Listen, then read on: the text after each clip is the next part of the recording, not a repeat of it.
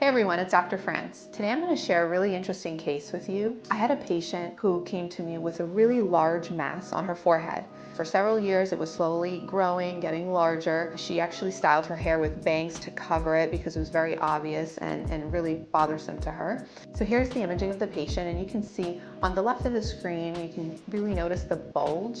This is a cross section taken like this if you were to take slices like this. So the bulge was right here on her forehead. On the right of the screen is a cross section this way if you were to slice this way, and so you can as well see the bulge, how it was prominent on the forehead. There were different options to remove it. However, I discussed a more creative option with her, which was an endoscopic approach through two really small incisions in the hair that would allow us to use the endoscope, which is a camera, to get into the right plane, elevate the tissues over this bony mass, isolate the bony mass, remove it, which we could then send to pathology, recontour the bone to make everything nice and smooth, and then basically close the incisions in the hair. And it makes more for an invisible approach, more of a scarless approach for this case. Here's some intraoperative footage that shows exactly what we did. You can see the bone on the bottom of the screen, and then all the soft tissues being elevated out of view. And here you can really see how, using an elevator, I elevated the tissue around the bony lesion, and there's the bony lesion,